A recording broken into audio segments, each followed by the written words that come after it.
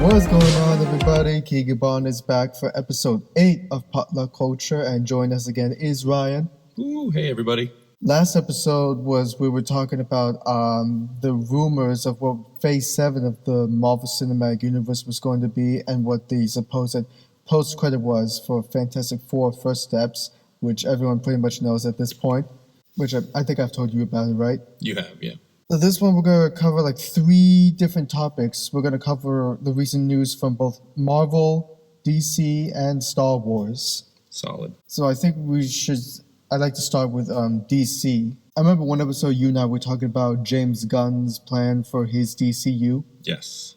He's released a couple projects recently. He's released Creature Commandos, which has been renewed for a second season. He's released Superman and season 2 of Peacemaker, and just this summer is going to be Supergirl. Yep, that'll be awesome. And again, bringing in a whole different demographic to the table, not just your stereotypical, male heroes. So more for the fans to enjoy. Yes. Earlier today, he released the poster and teaser trailer for the Clayface movie. Yes, another interesting yet. Because if you don't remember who he is, he's a Batman villain. Yes. Yep. Yeah. Another interesting yet mysterious still antagonist. So this will be interesting too. And I said previously that Clayface wasn't originally in James's slot for the movies, but he decided to put it in because he thought the script was so good, because the script was handed to him. Yeah, it'll be interesting. And have they released the cast for the Clayface? I just always get stuck thinking Jim Carrey. The mask, right? It would be too much. But it could. It could. But that's not what Clayface is. Right. No. Yeah. Totally. No. For the actor, he cast Tom Harris as Clayface. Oh, okay. All right. I think I'm saying it right. Yes. Yeah. Okay. That's all I know who is in the movie. Still, I'm sure James Gunn would know the capability that he possesses for this character. He wouldn't just throw anybody out there. Yeah, he's already done so good at casting. I mean, with Superman and this new Supergirl coming up. Yeah, and again, just the diversity in these roles. Clayface and then Supergirl. I mean, you can't. There's no 2 categories you would ever find them in the same of. Well, speaking of diversity, I've noticed that James casts a lot of Latino actors too. That's a good observation, yeah. Yeah, because I know a couple of Latinos cast in season 2 of Peacemaker, and I don't know if I saw one in Superman or not. Maybe. I would have to go back and watch. Yeah. My guess is he's going to cast a Latino woman as Wonder Woman. That'd be awesome. Again, pulling different people, different demographics into the culture, not just a whitewashed stereotype of what many people think of superheroes. The strong... like Superman flexing, and it's so much more than that, and that's what's wonderful about it. Not to get into politics, but both James and his brother Sean are very active about these things. Right, I know, and heaven forbid we use the 3 letters DEI together, right? Yeah. So, oh my goodness. Apologies for anyone listening if you're offended. Yes, truly. Again, aside from politics, it's wonderful to see all the inclusion, and again, bringing more fans to the table. Yes. So it's very exciting. I have a feeling that this Clayface movie is going to be like an origin story for Clayface, because we've seen him already in Creature Commandos. Right. But it's live action. Right. And so it'll be a different twist. It's the first time we're going to see Gotham City in the DCU, because we've only seen it mentioned on a street sign in Superman. Right. So again, a whole different setting, not just characters, but the whole setting, which will give us a whole new feel for these characters that we've known for so long and seeing in a different light. I've watched the teaser trailer for it, and it's got like an eerie feeling to it because it's a body horror film. Interesting. Because Clayface has something happen to his body that causes him to either distort or morph. Right, which makes him want to, again, hide his face. Yeah, so kind of like a shapeshifter almost. Mm-hmm. Yeah, who knows? It'll be interesting, right?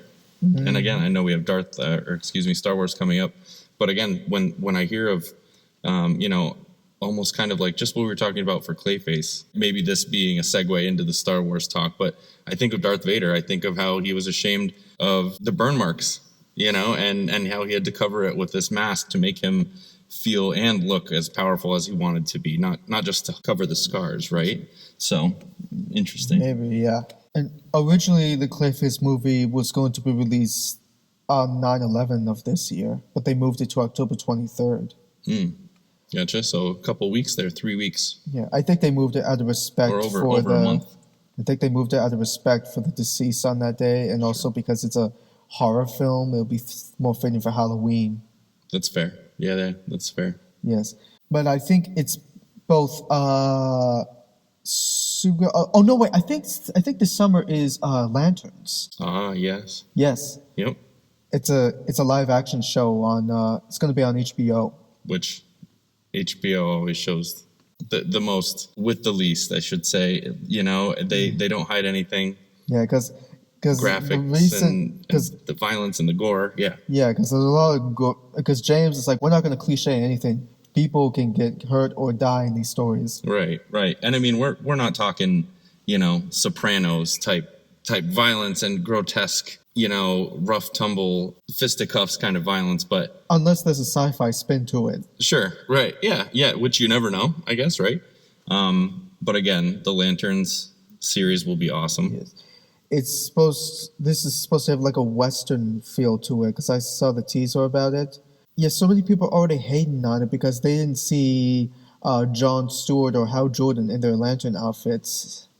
And it's, you know, I guess if you really wanted to build a little bit of a rap sheet on, you know, the costume and the gala of it all, right? But, you know, there's so much more that builds a good show, a good series, a good movie than just that, right? You know, that's judging the actors and actresses doing what they do by what they're wearing, not by how they're doing what they do, you know? So that could be an unfair assessment, but still understandable, where you want to see something out of it. Yeah.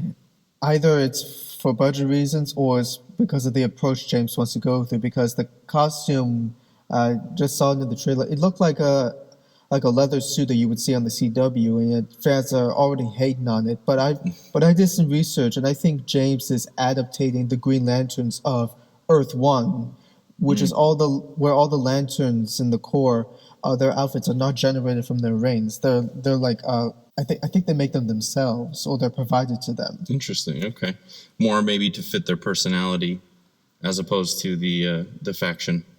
Maybe, I don't know, because I'm not sure. Yeah. Well, we'll have to see, and then give it a real fair assessment, right? Yeah. No, but if awesome. that's the direction James is going for, I'm willing to give it a shot. But I guess many people out there don't know the Earth 1 story of the Green Lanterns, or they just want it to be what they want, not James. Or, you know, people could be just like me, where they just need a little education from a friend like you on just being more than just one faction of lanterns, right?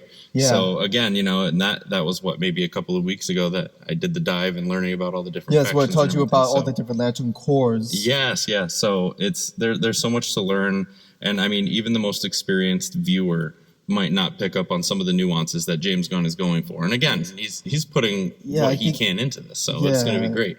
Yeah, but I think the Earth 1 variation of the Green Lantern is what he's going for, because I say Earth 1 because in the DC multiverse, each universe is dubbed Earth. Right. And I'm thinking that the main universe here in the DCU is Earth 1, or it could be Earth Prime. Right. Either or. Yeah. And we've already visited Earth X in Peacemaker Season 2. Yep. Fair. Interesting. I mean, if you don't know what it is, I mean, I could tell you another time. Yeah, fill me in. Because it's pretty dark. Well, you'll have to fill me in. Yeah. Awesome. And this lantern, the lantern show, Supergirl, and I think the recent Superman movie, all supposed to lead up to, I guess, a crossover film. It's not really a Justice League movie or Superman sequel, but I guess it's a movie where a bunch of characters team up. It's called Man of Tomorrow. Okay. But I think the protagonists are going to be Superman and Alexander Luthor. Oh, okay. Because it says that they reluctantly team up to defeat a common enemy, which I believe James Gunn confirmed is Brainiac. Fair. I think you mentioned this the last time we were together. We had gotten on the topic of DC Universe movies, and I think you had mentioned that. Yeah. So that would be a good antagonist. Yeah, because Brainiac is a a Coluan. That's a species of aliens in the DC universe from the planet Colu. But he's one of those persons who he's more like I don't know what to call him because he has like a skull ship that he controls with his mind because his mind's like the CPU of the ship. I was gonna say he is very much like an AI brained human. Well, humanoid. I think he creates AI or maybe he's smart enough not to make one. I guess you could say he's an evil genius of sorts. Sociopathic evil genius. Well, I think sociopathic or megalomaniac because I don't think he's mainly a villain because what he does, he goes around the universe and collects worlds with his ship, like basically like sending a platoon of his betas, suicide betas, I think he calls them, unless that's what they were called in the video game. But he abstracts a certain number of cities or civilizations from this so-called world, shrinks them to like a diorama size, and puts it in his collection in his ship. Because what he does is he likes to study all these civilizations, enhance their main intellect. Well, enhance his intellect with their knowledge. So it's kind of like shrinking them into a snow globe and putting them on the shelf to shake and watch later on. Yeah, exactly. Only to learn what they know. Only he leaves them preserved and undisturbed. Well, that's reassuring at least. Although I'm not sure exactly, because I haven't read more into the comics, what his main goal is to learn about these different cultures, other than to adapt himself. That explains why he's so brilliant, though. Yes. If you've got all of this awareness and ability to travel, intergalactically, what's stopping you from learning all of this knowledge, right? But that just makes us such an easy target, not even knowing that would be out there. So it's wonderful. That's cool. But I have a feeling that what draws him to Earth, I guess maybe not because he's piqued by the contradictions of humanity, but I think there's a certain thing that's drawn him to Earth, because in the Peacemaker show, we learn about a quantum unfolding chamber, or the QUC. It's like a dimensional portal that leads to 99 other universes. Wicked. But Peacemaker uses it as like a storage space. Gotcha. Because it's an unfolding chamber, it leads to a dimensional module outside normal space. So you could put it in like a small house, but when you go inside, it's like a huge room. Right. You're in a different space and time reality. Exactly. Yeah, that's cool. But I have a feeling that it's connected to Brainiac, because in the flashback sequence of Peacemaker, there's like a monkey-like creature that was holding on to it that they find on a hunting trip. Because Brainiac has been known to have like a pet monkey by his side. Right. Yeah. It could be going, putting things out of order chronologically, only to piece them together once everything has been released and fully viewed. Exactly. Yeah, that'd be interesting. And Luthor Corp can't even identify the source of this dimensional portal because it was different than what Alex made in Superman. His was more unstable. This one was like efficient. Wow. But it's currently being used by a division of the United States government, by a certain individual who wants to use it to send metahuman criminals to a planet outside the universe that he calls Salvation. And if you can only imagine how wrong that could go, sending all of these people. Yeah, I mean, already the government is having second thoughts about this because it almost aligns with Alex's ideologies, and because Rick was so against it in the beginning, but he's been so consumed by rage for Peacemaker having killed his son in the Suicide Squad that he's losing all of his empathy and just letting it fly. But I mean, Rick is a flawed individual before that. Fair. I mean, if you see him, you would know. Yes. Yeah. I believe this is going to draw Brainiac's attention, which will lead to because been taking Alex, because they, in return for Alex giving them the technology to find this portal, they transfer him to a different prison, which is close to Metropolis, because we already know he's going to break out, because Lex is not this person you can hold indefinitely. Right. It's only a matter of time. So I guess this is what draws him to electively team up with the one individual that he hates with a passion to save the world that they both love. It's one of those two unlikeliest to fix a common problem. And already they confirmed that Hawk Girl, who was in Superman, is going to return, and I think Mr. Terrific, the Guy Gardner Green Lantern, and Jon Stewart from the Lantern Show. Awesome. James has cast 2 other people for undisclosed roles, but some people have an idea of who they're going to be. I have an idea who the other one's going to be, but we're going to wait until 2027 to see because they haven't reached production yet. So what are your guesses? I'm guessing that the woman he cast was to play an alien queen called Maxima, who kind of gets smitten over Superman in the comics. Okay. And this other guy, I can't get his name, but it's a black guy, but I have a feeling he's cast as someone connected to Cyborg. Okay. Because if he's slowly building the Justice League and the Teen Titans, you need Cyborg. Yes, and actually Teen Titans is kind of one of those shows that I was really hoping and thinking of and hoping for. And, the more we talk about all of these teams assembling, it would be hard not to bring the Teen Titans together. And just going off of that fact alone, right? Cyborg, Teen Titans. I mean, one of my childhood's favorite cyborgs was on Teen Titans, so that would be, that would be so cool. Oh, he was a tank. Yeah, because Titans is definitely in the slot for Chapter 1. Right on. And we mentioned that we've seen a Titan in a slight sequence in Creature Commandos, and that was Starfire. Yeah.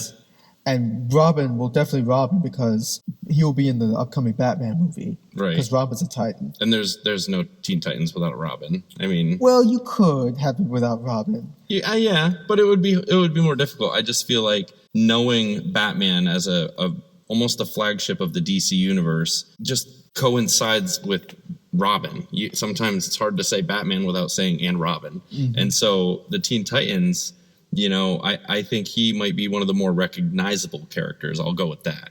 For Teen Titans, especially younger viewers just getting into the DC universe. They're like, hey, that's Robin. That's Batman's like kick butt sidekick right there, So it all makes sense and it's all lining up. It would be wonderful. It'd be fun.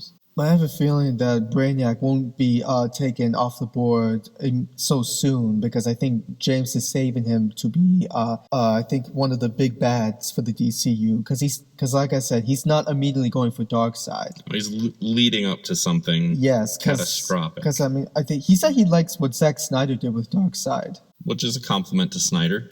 Yes. For sure. Yes. Yep. So all you Snyder cults out there, be careful. Yes, right. For sure. But I think he kind of already introduced Darkseid, or at least his presence, because Salvation, this planet Rick wants to send these metahuman criminals to, is a planet that's used as a training field by Darkseid and his Furies. Which again, it's only a matter of time before this plan blows up in his face. So that got me thinking. So either James is building up, well, I guess for the end of this chapter, is to have everyone come up against Brainiac on Earth. And I think for further on, if Salvation is still in play, I think he's going to have everyone come together on Salvation to go against Darkseid. So a slight adaptation of Salvation Run. Mm-hmm. Yeah.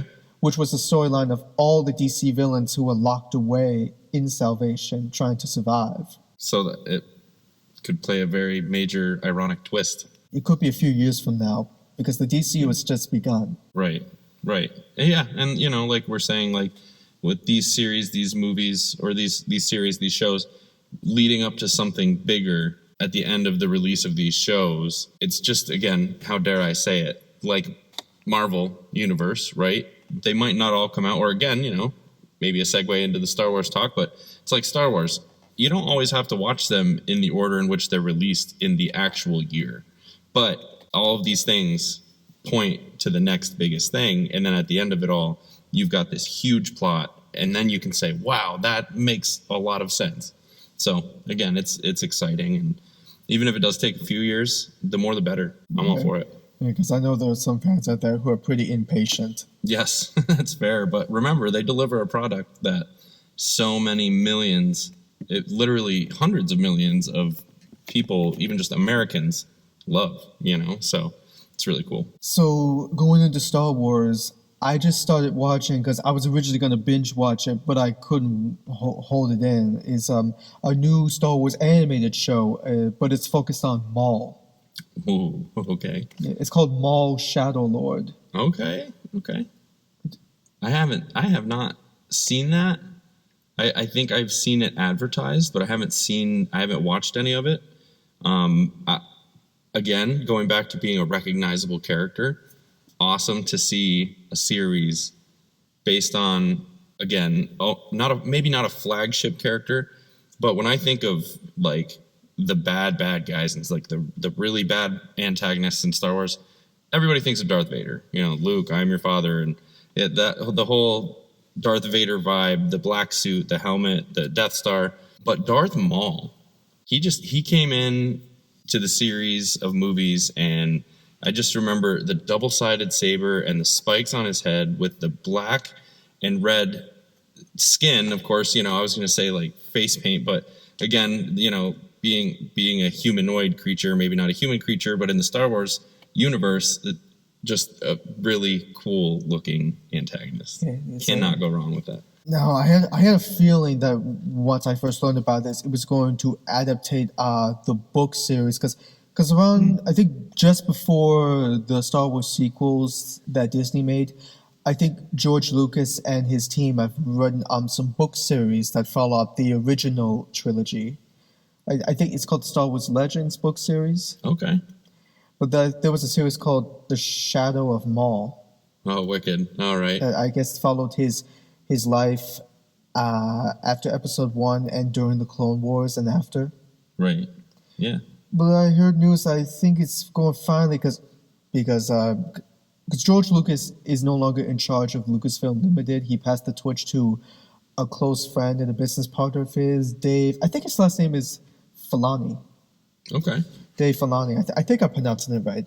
You could be. It sounds familiar, yeah. So he's been president of Lucasfilm Limited for quite some time now, but he pushed this series because I think as both he and George were making the Clone Wars animated show, they started coming up with ideas of how they could use Maul once they bring him back. And George had an original vision for a sequel trilogy before Disney bought Lucasfilm, and it was the main antagonist was going to be Maul.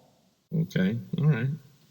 And it's almost, I don't want to say disappointing, but mildly disappointing that George Lucas isn't as involved. I know he's still there and he's still in cahoots with Disney and the Lucasfilms.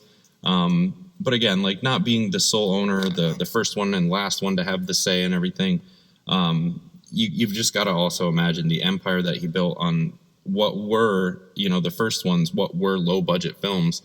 The price tag that he put on and Disney and others were willing to put on the table and pay, it's almost hard to blame him for stepping away. Not even stepping away, but stepping down, right? So it's still great that he's involved. It's just an ode to George Lucas. He'll come to set to some of the new projects. Like he was on the set for the Mandalorian show. Oh, yeah. Yep. And his friend, forgetting last name Favreau, was the director of Mandalorian. As far as I've watched, I'm pretty sure he's the director of the film. Yeah. And John goes for the old school ways that George did. Yes, like a lot of what I watch in Mandalorian reminds me of the George Lucas Star Wars era. Yeah, big time. With the camera angles, the stand-in props. And even the comical relief. Like you would get that from Han Solo and Chewbacca in a lot of the earlier movies that George Lucas was strictly in charge of. And again, like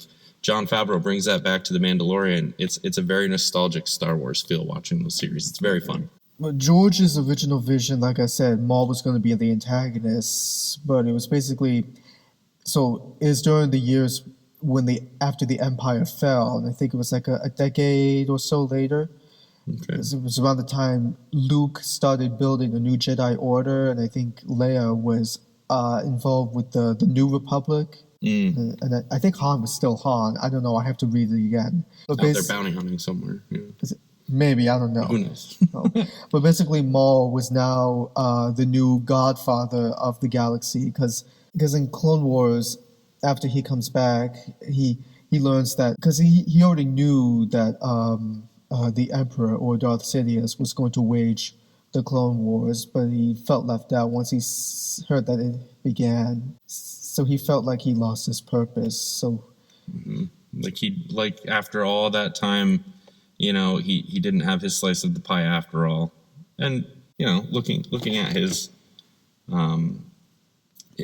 command history. I mean, I would even as a bad guy, I would be like, I'm grabbing my lightsaber and I'm getting out of here. Peace. Yes.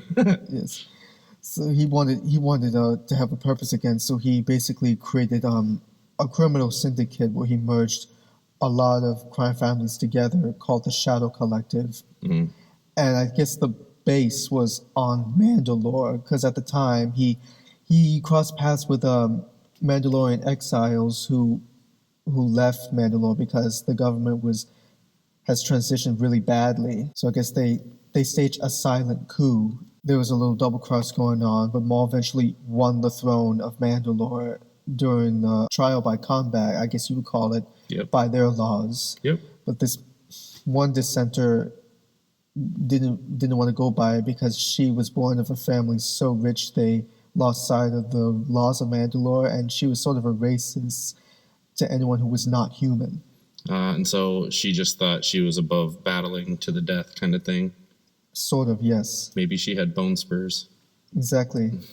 Exactly. So basically, Maul had an army of Mandalorians serving him, but then while he was secretly running the crime syndicates, the Emperor could sense this intention from far away because he felt like that Maul was trying to copy his plan, which he did not know at the time because he wasn't told everything until he was captured by the Emperor. Right, and so basically from the outside, Maul looks like he's just carpetbagging, moving in from a different star system, running for public office. People are skeptic, like, hey, what is this guy really doing here? Yes, And yes. so it's interesting. So after he captures Maul, it was when Dooku was still his apprentice, where he basically told him everything, how he orchestrated the Clone Wars to get enough emergency power to also, because around the same time the Jedi were losing their way too, because they've been so drawn into the Republic politics. Corruption, the scandal. Yeah, there was no more. It was their the Force wasn't as strong. Well, it wasn't the Force. It was more like their ethics. I mean, sure. I mean, so the Emperor basically knew this and took advantage of it to have the Jedi seen as enemies, as they were trying to commit treason. Which, I mean, it was both of their faults because he drew them to it, but they were bound to do it anyway. So that's what he called an inevitable storm. Yes, that's what he called the Order 66 for all the clones to hunt all the Jedi Knights and then make himself Emperor. Yep, that's right. He spilled all this to Maul, so he pretty much knew everything and basically told Maul that you were never going to be my star pupil. You were just a puppet. Anakin's the one I want. Mm-hmm. Yes. Until he gets rescued by his loyal Mandalorians. And once he gets back to Mandalore, he has a premonition of Anakin becoming Vader. Yep. So he basically tries to orchestrate a way to prevent this. But there's a flaw in the plan. Anakin's apprentice, Ahsoka, comes to Mandalore instead. That's right. Because she was coerced by this rogue Mandalorian to take back the planet, which ended up breaking a treaty between Mandalore and the Republic, which she knew, but she didn't care. Yeah, it's true. And as we see in, I want to say it was the end of maybe season 2 of Mandalorian with Ahsoka. Mm-hmm. That is when I believe Luke Skywalker, in his prime, might I add, it makes his short appearance in the season finale where he comes to retrieve Baby Yoda or Grogu. Mm-hmm. So Ahsoka and Luke, I believe that was in that series the first time they also met, because again they were setting out to meet Jedis who might know more about Grogu. So again, like that piece of the puzzle kind of connects there. Exactly. And so although it's that's decades apart. Right. Correct. Yes. But that does happen. Yep. But again, like things being out of order chronologically on the timeline, but being able to watch it in two separate places on two separate series or movies or shows, I don't know. It's just wonderful. The universe all kind of comes together. Gotta love Star Wars. So the show basically picks up after Maul's failed attempt to stop the rise of the Empire. I mean, he lost control of Mandalore, but he still has the Mandalorians following him. This show is basically, Dave said that this is going to give birth to what he and George originally envisioned for a sequel trilogy. And it's through animation, which I thought would be perfect because both Harrison and Mark are done with their characters and Carrie Fisher has passed away. Mm-hmm. Yeah. And not to mention, I could be wrong here, and maybe you would be more of an expert on this topic. To produce a movie, a live-action movie, especially something as Star Wars, where the expectations are for the box office are usually bar none to other movies, I feel like you're going to get a quicker turnaround with a release date for something that's animated, though a lot more credit being, a quick shout-out to the artists behind all of the production, because we know that there's the art and then there's the voice acting, as opposed to the live action movies that could take so much longer to film. So exactly, it reminds me of Transformers 1 because they said that they decided to do it animated because some of the sequences and effects would be so expensive to do live action, which is why I think it's perfect for them to do George's vision in animation. Yeah, I agree, and I think again, it'll give a nostalgic feel with the storyline and the characters, and it'll be great. So basically, this show is basically a build-up. I guess will be a build-up to George's vision because it's during the infancy years of the Empire. Basically, Maul is still a crime lord who's in hiding, who's trying to find an apprentice who will be later dubbed Darth Talon. She's a Twi'lek. That's one of the alien species who has red skin and the same black tattoos. Yes, yep. Who basically fights by Maul in the original vision for the trilogy. So I guess this is showing how they meet and how they would decades later become the main antagonizing force of Star Wars. It's very interesting. Very, very interesting. And again, the timeline and the sequence and the series and the plot twists, it just lines everything up for you to just be able to knock that putt in on the greens. That's perfect. Very cool. It's already been renewed for season 2 before it even released, but there's high chance that this could be the first Disney Plus show with more than 3 seasons. Yeah, there's a plus right there too. More content for the consumers. And it's already the highest rating Star Wars show project ever because it's 100% Rotten Tomatoes, which is higher than the rest. Wow. Yeah. 100% on Rotten Tomatoes for anything is pretty darn good. I guess it's because people love this character so much, or they have a feeling that this is going to lead to the original vision of the trilogy. Yeah. Yeah. Again, going back to the George Lucas brain effect, right? Like these people might know that this is a George Lucas idea, like a thought coming to life. I think that just gets people excited, And if they do go this direction, when they finally get to the years of the original story, I'm sure they're still going to do it in animation, but I don't know if they're going to have it as a Disney Plus original film or the original film. Because I think I don't know how they're going to distinguish George's vision from what Disney has done. Fair. Although they kind of took an element from the George's vision to their vision, which involved a son of Han and Leia turning to the dark side, which would be at the hands of Maul and Talon. Interesting. And it would be them going against the criminal underworld instead of a fascist government. Right. So again, same story that we love with a different plot, So Yes. again, we know the characters, we know what's going on in their universe, but maybe not the stereotypical let's save the day from the bad guys plot that we're used to, right? Yes, from like a person in high power or in a governmental position. Sure, yeah. But more like someone who's lawless. Right, very, very much a lawless vigilante. Yes, because basically Maul serves as a vigilante because he feels so betrayed by his former master and by those who once served him that he no longer goes by Darth, he goes by Lord Maul. Yep. And so he's not a Sith, basically, although he still knows the dark side of the Force. Right. Yeah. and that's almost kind of like a secret weapon stowed away. And he's basically a top fugitive of the Empire because he's basically a loose end. Because he knows secrets. Yeah, because the Emperor told him everything. Yeah, he knows some big secrets. So he knows that it's essentially the plan is in effect. Yeah. It's working. So he's trying to run his criminal syndicate at the same time trying to find a way to bring down the Empire. We shall see how it goes. Yes. I've seen up to 6 episodes because I think this season will have 10. The 10th, I think, is going to be on May 4th. Star Wars Day. Awesome. Yes. May the 4th be with you. I'm really excited to see how they go with this. Yeah. I'm hoping it's bringing George's vision to life. Yeah. Which I think is possible thanks to Dave. Yeah. Yep. And again, really pulling in the attention of all the viewers too, especially with the Rotten Tomatoes reviews. It's incredible. 100%. That is cool. So as of Marvel, the last topic, a few days ago, a convention called CinemaCon, they privately showed a trailer for Doomsday, but I don't think it's an official one because from what my brother has told me, because he read the description and the reviews, how people were saying the rendering effects still look off because they're still in post-production. Yeah. Right.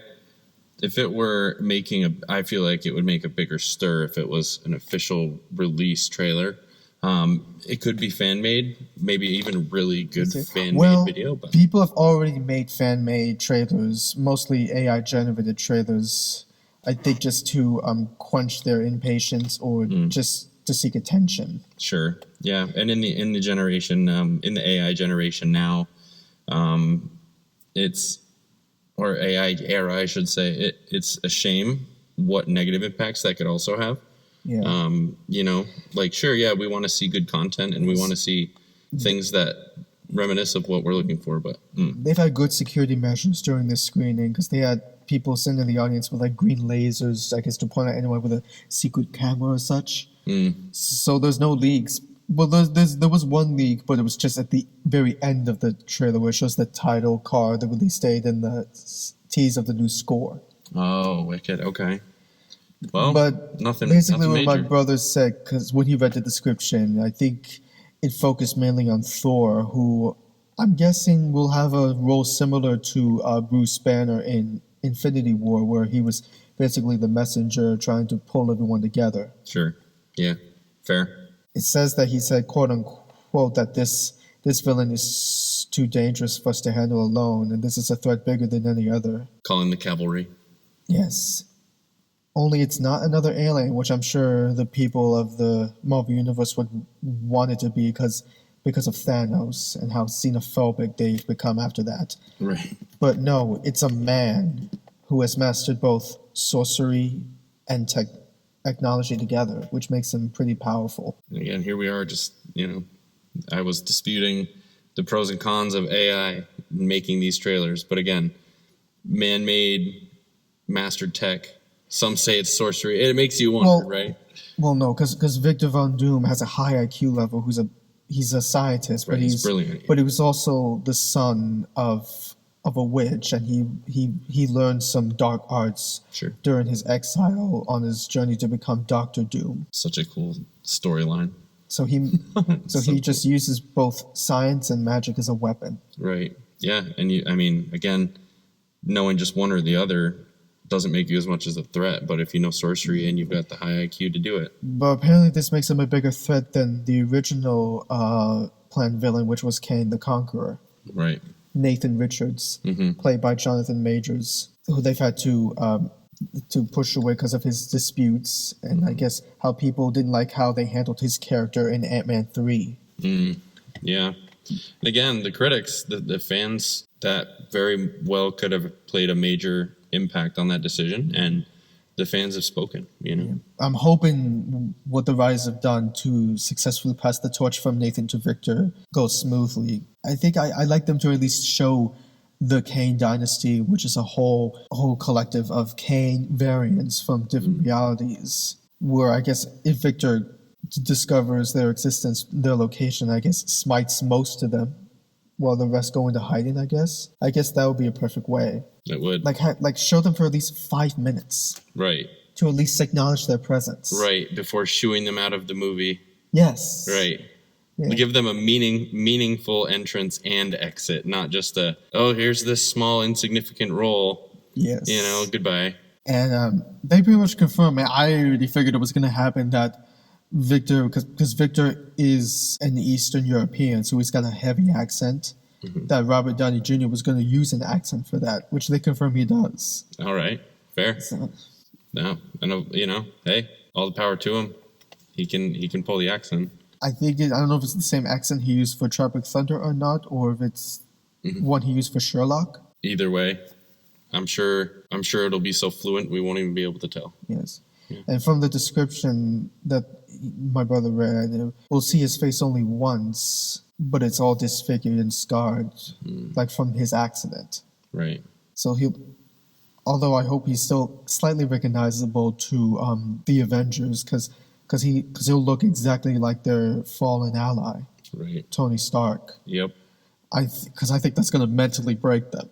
Yeah, it would, especially if the damage isn't, again, like you said, from his accident, if it's not revealing enough. Yeah.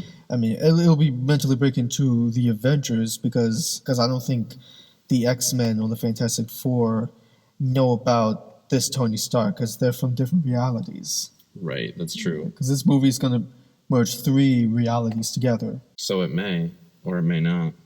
Because the synopsis says it'll show the Avengers and the new Avengers from the Sacred Timeline, the Fantastic Four from Earth 828, and the X-Men from a separate universe coming together to face Doctor Doom. And again, pulling those comparisons, I was going to say those stark comparisons, having the knowledge and the sorcery, and looking at Iron Man, having the knowledge and the mechanics, right?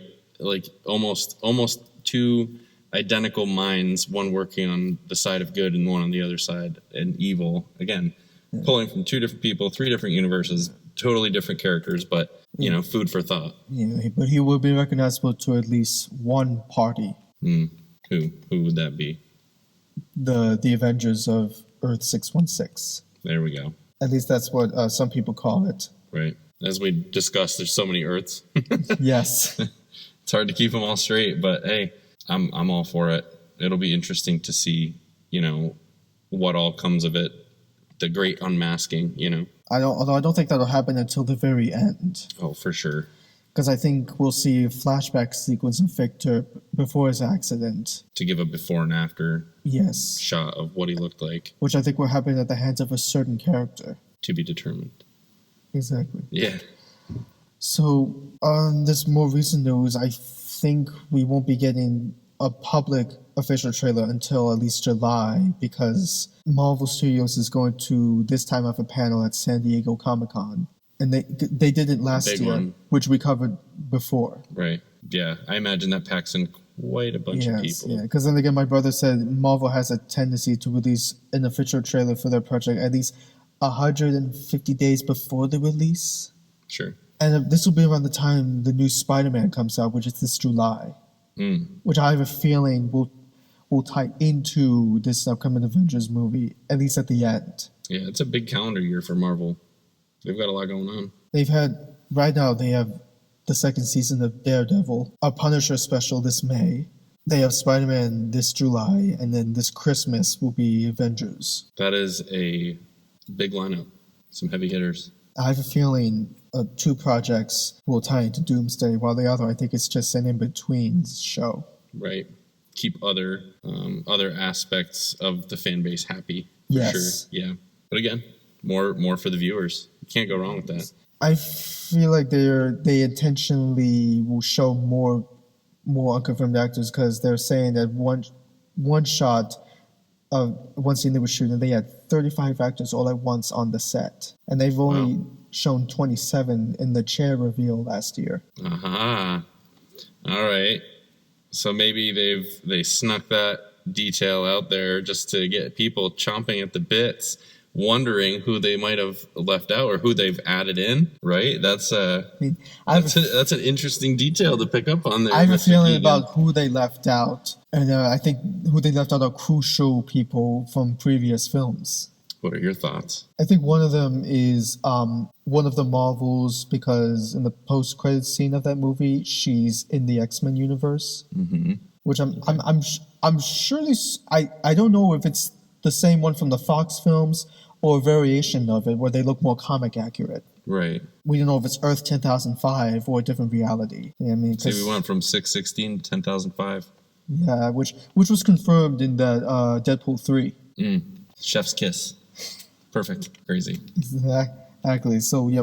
So we'll have to wait till Christmas to find all this out. That'll be a bonus little stocking stuffer then for us. Yeah. That's awesome. Well, it's in theaters December 18. Perfect. So, for those of you Marvel fans and Avenger fans, maybe not a bad idea to put movie tickets on your Christmas list and start preparing now by being a good boy or a good girl. You hear that? Yep. You don't want to make it on the naughty list. You want those movie tickets. December 18th is the projected date for the movies. That's awesome.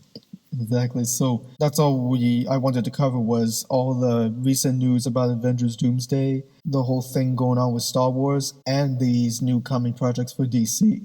Awesome. Yeah. Lots to look forward to. All release this week. Yeah. Oh, man. Again, big lineup when you're talking any of these subjects. It's exciting. Exactly. Lots to look forward to. Definitely lots to look forward to. So that's all that we were going to cover here today on Potluck Culture. Please check out the previous episodes and subscribe to my main channel. I would appreciate it. And we'll see you next time. Bye, guys. Bye.